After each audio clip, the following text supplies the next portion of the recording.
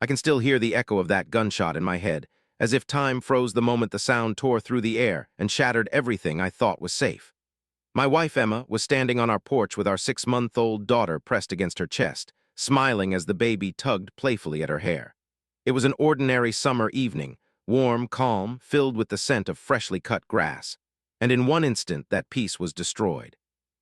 My heart stopped when I saw her stumble, clutching our little girl tight, her white dress blooming red. My legs carried me before my mind caught up, my hands reaching to shield them both while the world blurred around me. That was the moment my life split in two, before the shot and after. We had only lived in that neighborhood for 3 months, still settling into what we thought would be our family's sanctuary. The ranch-style house with its wide porch and lake view was Emma's dream, her safe haven after years of renting cramped apartments. I wanted to give her stability, a place where our daughter could take her first steps on grass instead of cracked concrete sidewalks. But our dream had a shadow, the HOA president, Karen. From the day we moved in, she made it clear that we were outsiders. First, it was small notes about our fence not being the right shade of brown, then fines for parking my truck in the driveway overnight. At first, Emma laughed it off, saying, "Every neighborhood has one Karen, we'll just stay polite." I wish I had listened to my instincts then, because her obsession wasn't harmless. It was venom that had been building, waiting for the right moment to strike. That night, Emma had stepped out to calm our baby, who had been fussy after dinner. I was inside, rinsing plates, when I heard Karen's shrill voice carry across the yard. I rushed to the door and saw her on the sidewalk, pointing at us, yelling something about rules and noise. My wife, exhausted and gentle as always, tried to reason with her. She never raised her voice, never believed in fighting anger with anger. But Karen's hand wasn't empty.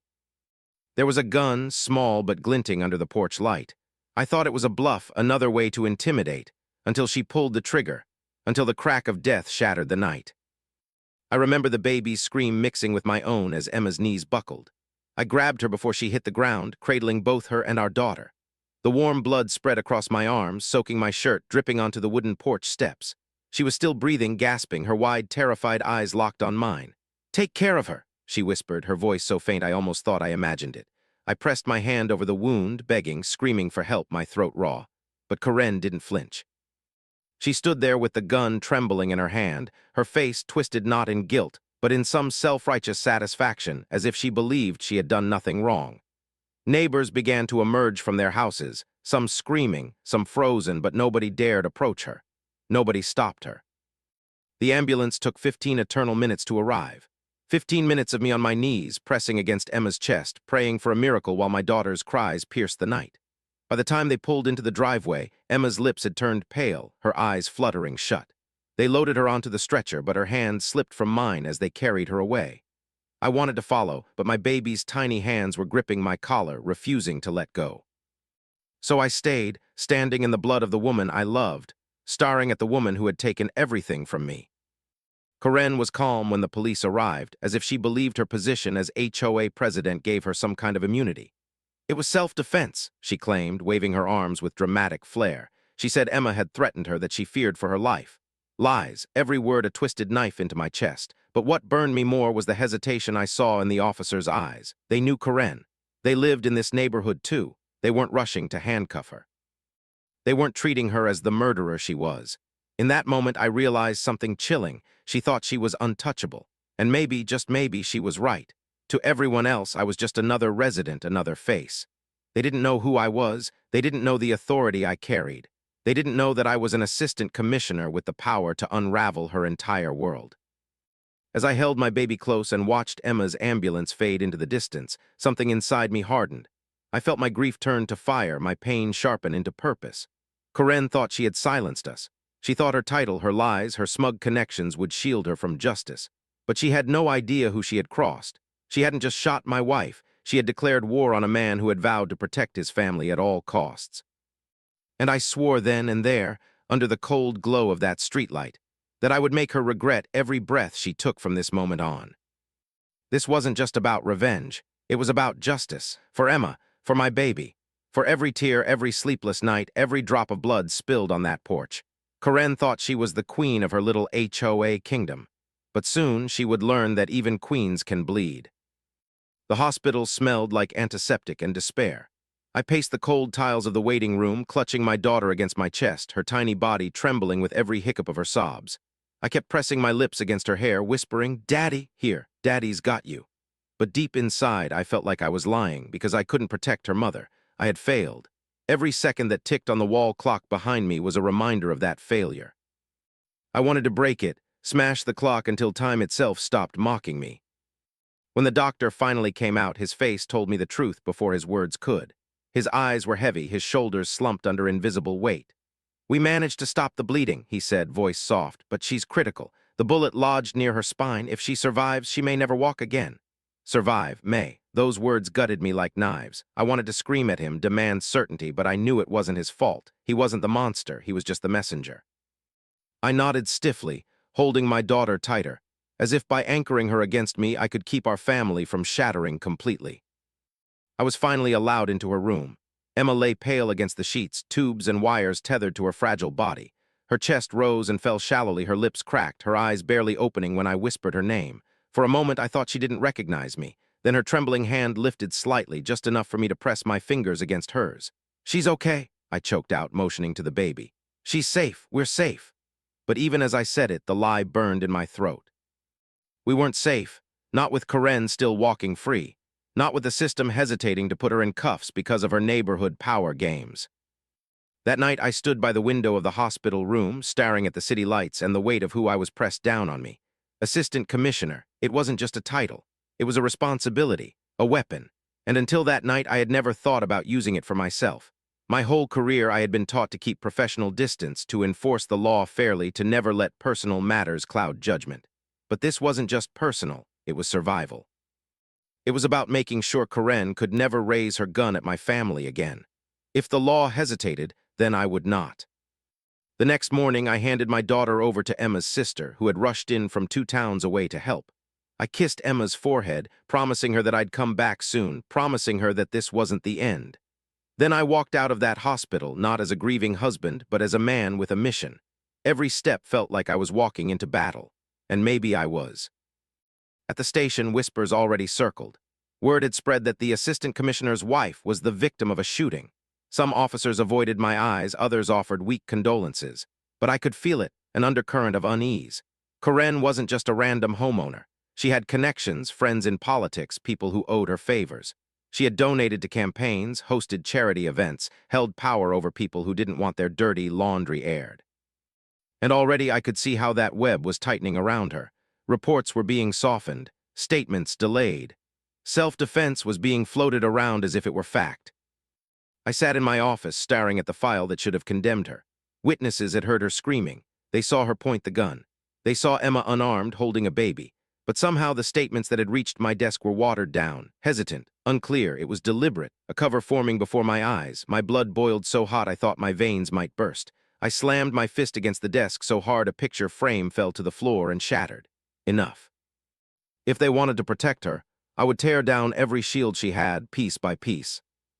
At evening, I drove back to the neighborhood. The crime tape around my house had already been taken down. It was as if they wanted to erase what had happened, pretend it was just another domestic dispute. But the stain of blood still marked the porch steps. My wife's blood, my child's nightmare. And as I stood there, neighbors peeked from behind their curtains, whispering, afraid. Some of them had lived under Karen's tyranny for years, fines, threats, bullying, but none dared challenge her. Not until now. Not until me. I saw her too, Karen, sitting on her porch across the street, sipping from a wine glass as if nothing had happened. No remorse, no fear, just smugness painted across her face. She caught my eye and smiled, lifting her glass slightly as if to toast my pain. That was the moment my grief turned into something sharper than steel. She thought she was untouchable. She thought her HOA crown protected her. She had no idea that she had awakened the worst enemy she could ever face. I didn't confront her then, not yet. Revenge wasn't about shouting across lawns. It wasn't about fists or screaming matches. No, revenge was about patience, about precision, about stripping her power slowly, making her watch as the walls closed in until the very ground beneath her crumbled. And I had the power, the reach, and the rage to make it happen. So I turned away, carrying the image of Emma's pale face in that hospital bed with me like a blade in my heart. Karen thought she had won. But she had just declared war against a man who knew how to fight it silently, legally, and devastatingly. And I swore, as I looked at that bloodstain one last time, that I would not rest until she paid. The first step was silence. I didn't storm into her yard with accusations or drag her out in front of the neighbors. No, people like Karen thrived on drama, on twisting words in the heat of the moment. She wanted me to explode, to lose control, to make it look like I was the unstable one. But I didn't give her the satisfaction. Instead, I watched. I collected. I remembered every face that looked away when she strutted through the neighborhood with her clipboard, every tired sigh from families she had bullied into submission. Her kingdom wasn't as solid as she thought. It was rotting underneath, and I just needed to pull the first thread. At the station, I began working behind the scenes, not as a grieving husband, though my grief was endless, but as an officer trained to dismantle networks. I reviewed her history, HOA records, complaints, financial statements. What I found was a trail of arrogance that had stretched for years. She had slapped people with fines that were never recorded officially, pocketing the money. She had approved her own landscaping expenses, paid with association funds. She had even threatened elderly residents, forcing them to sign over access rights to their property for the good of the community. She wasn't just cruel, she was corrupt. But corruption like hers was slippery. The neighborhood was afraid of her. People spoke in whispers, never complaints. To build a case, I needed voices strong enough to be heard. And so, night, after leaving Emma's bedside at the hospital, I knocked on doors. I listened to stories of ruined lives, an old veteran whose pension was drained paying her bogus fines, a young couple who nearly lost their home because she claimed their paint lowered property value, a widowed woman who said Karen threatened to report her dogs to animal control if she didn't comply. Every story etched deeper into me. This wasn't just about Emma anymore. This was about everyone who had suffered under her rule. Still, not everyone trusted me. Some shut the door in my face, afraid she would retaliate. Others shook their heads, saying, "You won't win, she has friends in high places." I didn't argue. I let them see the tired lines on my face, the bloodshot eyes of a man who had nearly lost his wife. And slowly, people began to realize I wasn't just another neighbor. I was someone who could fight her, someone who would. Meanwhile, Emma's condition wavered between fragile improvement and terrifying setbacks. Some nights I sat by her bed, holding her hand, whispering about the future we still had to build. Other nights I kissed her forehead and walked out into the corridor where rage swallowed me whole. The hardest part wasn't her pain, it was the babies. Our daughter would cry for her mother in the middle of the night, reaching for arms that weren't there. I would rock her to sleep, my chest soaked with her tears, my heart breaking as she whimpered Emma's name, and with every tear my resolve hardened. I couldn't let this end with Emma's suffering. Karen had to face everything she had given out multiplied tenfold. Then came the day Karen tried to provoke me again. I had gone to check the mail, my baby strapped to my chest. She strolled across the street, her heels clicking on the pavement, a sick smile stretched across her face. "How's your wife?" she asked, her voice sweet as poison. I froze, my fists tightening at my sides. "Still breathing, or should we start planning a memorial?" my daughter whimpered, sensing my tension. For a split second, I imagined lunging at her, smashing that smug look right off her face. But I didn't. I looked her dead in the eyes and said calmly, "Every empire falls, Karen. Yours just doesn't know it yet." Then I turned and walked away. Her laughter followed me like nails on glass, but she had no idea that those words weren't a threat. They were a promise. Over the next few weeks, I quietly gathered everything: financial records, testimonies, photos, and even security camera footage from neighbors who had caught her trespassing and vandalizing. Every piece of evidence was a nail in the coffin I was building for her reign. But it wasn't enough to destroy her legally. People like her always wriggled free with technicalities. No, what I needed was to break her power base first, to make the neighborhood see her for what she truly was. So I planned. At the next HOA meeting, I would walk into that clubhouse not as a resident, not even as Emma's husband, but as assistant commissioner. I would show them the truth, drag her corruption into the light, and watch as her empire crumbled in front of the very people she had ruled over for years. But there was one problem I hadn't anticipated. Karen knew. Somehow she sensed the storm coming, and the night before that meeting, as I sat at Emma's bedside, my phone buzzed with an unknown number. I answered, and the voice on the other end froze my blood. It wasn't Karen, but it was one of her allies. "Back off," the man hissed. "Or you'll lose more than your wife. You're not the only one with something to protect." I didn't sleep that night. I stared at Emma, pale and fragile against the hospital machines, and then at the baby asleep in her crib beside me. Fear clawed at me, telling me to stop before it was too late. But another voice inside me, louder, stronger, said this was exactly what Karen wanted. She thrived on fear, and if I gave in, she'd keep winning. No, I wouldn't let her win. Not now, not ever. The next day, I straightened my uniform, kissed Emma's forehead, and whispered, "This is for you." Then I walked out the door, ready to face Karen head-on, ready to rip her mask off in front of everyone, ready to begin the next phase of justice. The HOA clubhouse was packed. Word had spread quickly that I would be attending, though no one really knew why. Neighbors who normally avoided meetings filled every chair, some standing in the back. The air buzzed with unease like a storm rolling in. Karen stood at the front with her ever-present clipboard, dressed in her usual pastel blazer, acting as though she owned the room. She tapped the microphone, smiling smugly. "Let's get started, shall we?" I stood near the back, holding a thick folder under my arm. My badge glinted in the dim lights, though I hadn't announced it yet. My heart pounded, not from nerves, but from the weight of what I was about to unleash. For weeks, I had gathered stories, documents, proof. Tonight wasn't about shouting or vengeance. It was about cutting her lies open in front of everyone she had ruled. She started with her usual tirade, late dues, lawn violations, a reminder about garbage can placement. I watched the faces around me, weary, beaten down, eyes glazed from years of her tyranny. Some glanced my way, but most just stared at the floor, waiting for the lecture to end. Then Karen's eyes landed on me. Her smile faltered for a fraction of a second, then returned, wider, sharper. "Ah," she said into the microphone, "our newest resident. How's your wife? Recovering from her?" "Unfortunate little accident." Gasps rippled through the room. My jaw clenched so tight it hurt, but I didn't move. I waited. Let her think she had the upper hand. She tilted her head. "Maybe next time you'll learn to keep your family quiet. After all, rules exist for a reason." Her laughter filled the hall, sharp and shrill. That was the last straw. I walked to the front slowly, deliberately, each step echoing like a drumbeat. Karen's laughter wavered as the room fell silent. I placed the thick folder on the table beside her, flipped it open, and let the papers spill out. Photocopies of bank statements, fines paid in cash with no record, photos of her trespassing. "Enough," I said, my voice steady but filled with fire. "You've bullied, stolen, and destroyed lives under the excuse of rules. And last month you nearly destroyed mine." The room erupted in murmurs. Karen's face twisted. "This is slander," she spat. "You can't." I cut her off. Slowly, I pulled my badge from my jacket pocket and set it on the table for all to see. "Assistant Commissioner," I said, letting the words hang in the air. The room went still. Karen's eyes widened, her bravado cracking. "And this," I continued, tapping the pile of evidence, "is just the beginning. Embezzlement, fraud, abuse of power. And if that's not enough, I have eyewitness accounts of the night you shot my wife while she held our child." A hush fell over the crowd so thick it felt suffocating. Neighbors who had been silent for years now raised their heads, eyes wide with shock and dawning courage. Karen stammered, It was self-defense. Everyone knows she." "Enough," I thundered, my voice echoing through the hall. "She was unarmed, she was holding our baby, and you pulled the trigger because you couldn't stand losing control." Silence, heavy, crushing silence.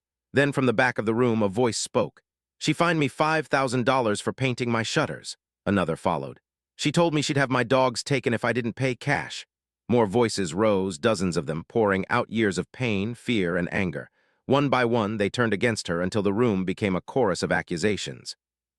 Karen's face drained of color. She tried to shout over them, waving her arms wildly.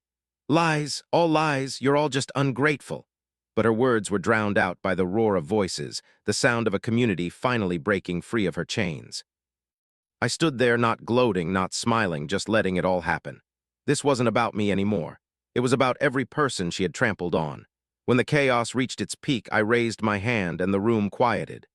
"This evidence," I said calmly, "is being submitted to the state prosecutor's office, and as for the shooting, Karen, you will answer for that in court." For the first time since I'd known her, Karen's confidence shattered completely. Her hands trembled, her mouth opened and closed like a fish gasping for air. She backed away from the table, but there was nowhere to go. The neighbors she once ruled now stood tall, blocking her path. She was trapped not by me, but by the very people she had tormented. When I left that night, the folder in my hands felt lighter. Justice wasn't complete yet, not even close, but the first domino had fallen. Karen knew it. The neighborhood knew it. And as I drove back to the hospital to sit by Emma's side, I allowed myself the smallest flicker of hope. But deep inside, I also knew Karen wasn't done. People like her never surrendered quietly, and whatever she planned next, it would be desperate, dangerous, the kind of move that could risk everything.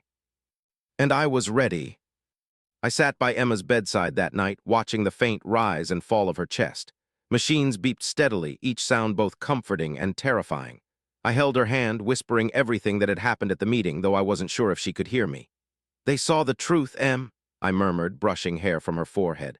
"They finally saw her for what she is. I swear to you she won't hurt anyone else again." But even as I said it, a chill ran through me.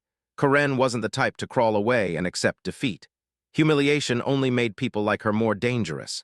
And as if the universe wanted to prove my fears right, my phone buzzed with a message not long after midnight. "No name, just words. You think this is over. Watch your back. Watch your baby." My stomach dropped. I leapt from the chair, packing the hospital room like a caged animal. My baby was asleep in the crib beside Emma, her tiny chest rising and falling peacefully. The sight of her innocence only sharpened the terror slicing through me. If Karen was desperate enough to threaten an infant, what lines wouldn't she cross? I stood there in the dim glow of the monitors, and for the first time in my life as a cop, I wasn't thinking like an officer. I was thinking like a father. And a father does not forgive threats against his child. The next morning, I called in favors, discreet ones, officers I trusted, men and women who had seen enough corruption to know which side they were on. I arranged extra patrols near the hospital and our house. I installed cameras around the property, hidden and sharp-eyed. I wasn't just building a case anymore, I was building a shield. Because I knew Karen's pride had cracked, and pride mixed with fear was a weapon more dangerous than any gun. Days turned into weeks. Emma slowly regained fragments of strength, her eyes opening more often, her voice a little stronger. But the damage was there, her legs still unmoving beneath the sheets, her pain a silent weight between us. Every time she looked at our daughter, I saw both love and sorrow in her eyes, as if she feared the future she couldn't fully share. I held her hand and told her over and over, "We'll get through this, together." But when she closed her eyes at night, I knew she still saw Karen's face. Meanwhile, the neighborhood transformed. Freed from Karen's grip, people began to stand taller. The old veteran whose pension she had drained came to me with decades of records, finally ready to testify. The young couple she nearly evicted helped neighbors repaint their houses, reclaiming the joy Karen had stolen. For the first time, I saw unity, a community building itself back up from the ashes of her reign. And yet, Karen herself was nowhere to be seen. Her house, once buzzing with visitors and self-important meetings, was dark, curtains drawn. But I knew better than to think she had given up. One night, my suspicions proved right. I had just put the baby down in the crib at Emma's sister's house, where we were staying for safety, when my phone rang. It was one of my officers, his voice tense. "Sir, we caught someone near your house, masked, carrying gasoline cans." My blood ran cold. Arson. She had wanted to burn our home to the ground, erase the bloodstain on that porch, erase every reminder of her crime. I rushed to the station, and when I saw the man they had in custody, my worst fears hardened into truth. He wasn't some random vandal. He was one of Karen's close friends, a board member of her HOA circle. They'd caught him red-handed. But when pressed, he said nothing, just smirked in silence, as if he was more afraid of her than of me. That told me everything I needed to know. Karen was still pulling strings. The next day, I filed for an emergency injunction against her, demanding full investigation into her harassment and threats. But I didn't stop there. Quietly, I began digging deeper into her allies, the politicians, the local officials she had funded. If she thought her connections would save her, I would unravel every one of them until she stood completely alone. And yet, in the middle of this war, life kept reminding me what truly mattered. One evening, as I sat beside Emma's bed, our daughter reached out her tiny hand and touched her mother's fingers. Emma smiled weakly, tears slipping down her cheeks. For the first time in weeks, her laughter, soft, fragile, filled the room. That sound cut through every shadow in my chest. It reminded me why I was fighting, why I couldn't stop, no matter how dangerous Karen became. But even as I held onto that fragile joy, I couldn't shake the storm building in the distance. Karen had already tried threats. She had already tried arson through her pawns. And each attempt was a reminder that she was growing more reckless, more desperate. Desperate people don't think, they destroy. So I made a vow that night, whispering it to Emma as she drifted into sleep. "She won't touch us again, I promise you she won't." My reflection in the hospital window looked back at me, eyes hard, jaw set. This wasn't just about law anymore. This was about survival, and I would see it through, even if it meant crossing lines I had never dared cross before. Because Karen had taken her shot, now it was my turn. The storm finally broke. It was a Tuesday evening when the call came in. I had just finished feeding the baby, Emma half dozing against her hospital pillows, when my phone buzzed again. This time it wasn't a threat, it was a warning. One of my trusted officers, breathless and tense, said, "Sir, we've got chatter. Karen's planning something tonight, not through her board, directly. She's desperate." My blood chilled. I immediately called in reinforcements to watch Emma's room and my sister-in-law's house where our baby was staying. Then I drove. The whole way, my knuckles whitened around the steering wheel, my heart a drumbeat of rage and fear. If Karen truly planned to act, this was her last move, and I would be there waiting. When I pulled up near her street, everything was too quiet. No porch lights, no barking dogs, just shadows stretching across manicured lawns. I parked 2 houses away, stepping into the darkness, my eyes locked on her house. That's when I saw her, Karen herself, not hiding this time, dragging a duffel bag across her driveway. Even from the distance, I caught the glint of metal when she opened it. Guns, ammunition. My stomach dropped. This wasn't intimidation anymore. She was preparing for war. I radioed my team. "Move in, now!" Sirens wailed in the distance, but Karen noticed me before backup arrived. Her head snapped up, and for the first time I saw pure madness in her eyes. She screamed across the driveway, voice shrill and cracked. "You ruined me, you turned everyone against me." She pulled out a pistol, aiming straight at me. My instincts kicked in, but I didn't reach for my weapon. Instead, I stepped closer, my voice sharp but calm. "You ruined yourself, Karen. All I did was show the truth." Her hands shook, but her rage steadied her aim. "Your wife was weak. She didn't belong here. None of you do." And that was it. That was the final piece. The neighbors who had started gathering, drawn by the noise, heard every word. Every ounce of her venom spilled into the open. No more masks, no more pretending. She had damned herself in front of everyone. Police cruisers screeched to a halt, officers flooding the street with weapons drawn. Neighbors shouted, some ducking behind fences, others yelling for her to drop the gun. Karen's chest heaved, sweat dripping down her temples. She swung the weapon wildly, first at me, then at the officers. For one terrifying second, I thought she'd pull the trigger. My hand hovered near my holster, but I knew if I fired, this would always feel unfinished. "Karen," I shouted, stepping forward. "Look around you. Your kingdom is gone. Your neighbors see you. Your board abandoned you. You're not a president. You're just a criminal with a gun." Her grip faltered, just for a moment. And in that moment, one of my officers moved in fast, knocking the weapon from her hands and slamming her against the hood of her own car. The gun clattered to the ground, useless. Cheers erupted from the neighbors watching, raw relief mixing with anger. Years of silence finally broke into applause and shouts of victory. Karen screamed as they cuffed her, thrashing like a wild animal. "You'll regret this, you hear me? You'll regret this." But no one listened anymore. She was finished. As I stood there, chest heaving, the weight of months lifted just slightly. I didn't smile, didn't gloat. I just turned to the crowd of neighbors and said, "It's over." And the way their shoulders sagged, the way some of them cried openly, told me that it truly was for them. But for me, it wasn't over, not yet. Later that night, I returned to the hospital. Emma was awake, her eyes brighter than they had been in weeks. When she saw my face, she whispered, "It's done." I sat beside her, taking her hand in mine. "She's in custody. She can't hurt us anymore." For the first time since that gunshot shattered our world, I saw peace in her expression. She closed her eyes, squeezing my hand with what little strength she had, and whispered, "Thank you." I kissed her forehead, but even as relief washed through me, I knew my fight wasn't finished. Arrest was only the beginning. Karen would have lawyers, connections still trying to save her. Trials could drag on for months, maybe years. And I swore to myself, staring at Emma and our sleeping baby, that I wouldn't let the system fail us. She had tried to destroy my family. Now, I would make sure the law destroyed every piece of hers. Because Karen wasn't just going to prison, she was going to lose everything she ever used to hurt others. Her power, her wealth, her influence, it would all crumble, and I would be there to see it happen. The war wasn't over. It was only entering its final stage. The courthouse was packed. Weeks had passed since Karen's arrest, but the tension hadn't eased. Neighbors filled the benches, some out of anger, others out of fear that somehow she'd slipped through the cracks of the system.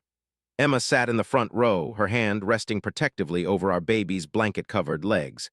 She was stronger now, able to walk again, though the scars would remain, both visible and invisible. When Karen was led in, shackled and hollow-eyed, the room stirred. She was nothing like the woman who had terrorized the community for years.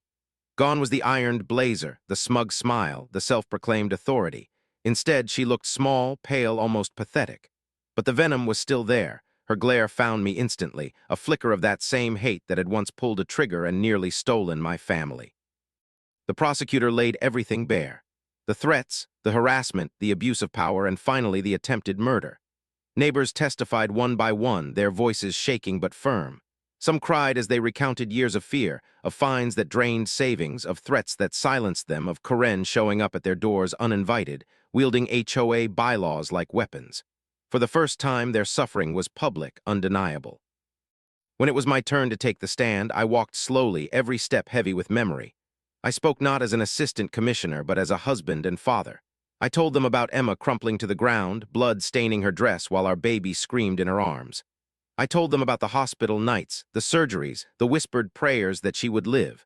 And then I turned to Karen. You didn't just attack my wife. You tried to destroy my family. You thought your title gave you power, but all it did was reveal your cruelty. You believed fear would silence us, but look around. I gestured to the packed courtroom, neighbors nodding, some crying. Your fear doesn't work anymore. For a second, I thought she might shout, lash out like before. But Karen just smirked, muttering under her breath, "You'll regret this." The trial stretched for days, but the evidence was overwhelming. On the final morning, when the jury filed back in, the silence was suffocating. The foreman stood, voice steady, as he delivered the words everyone prayed for, "Guilty on all counts." The courtroom erupted. Relief, joy, even sobs of gratitude filled the air. Emma squeezed my hand so tightly it hurt, but I didn't pull away. We just held on to each other as if anchoring ourselves in that moment of justice. When the judge sentenced Karen to 35 years with no chance of parole, I finally exhaled. She would grow old behind bars. She would never again walk the neighborhood she had ruled like a tyrant. She would never again raise a weapon against anyone's family. As officers led her away, Karen twisted to look at me one last time. Her eyes burned with fury, but I didn't flinch. I simply turned back to Emma and our child because she didn't matter anymore. She was history. Outside the courthouse, neighbors surrounded us, thanking us, hugging Emma gently, some even dropping to one knee to speak softly to the baby. They weren't just celebrating Karen's downfall, they were celebrating their freedom. The fear that had bound them for so long was gone. That night, as we sat on our porch for the first time since the shooting, Emma leaned her head against my shoulder. The baby slept in her arms, the crickets singing softly around us. For once, the silence felt peaceful, not heavy with dread. "You did it," Emma whispered. I shook my head. We did it together, and this neighborhood, it will never be the same. I thought about everything we'd lost. The blood, the nights of terror, the scars we would always carry. But I also thought about what we'd gained: strength, unity, justice. Karen had tried to break us. Instead, she built us stronger. And as I looked at my wife, my child, and the home we refused to surrender, I knew the truth. Revenge hadn't come from rage. It had come from love. Love that demanded justice. Love that endured. Love that outlasted Karen's hate. And that love, that family, was something she could never destroy.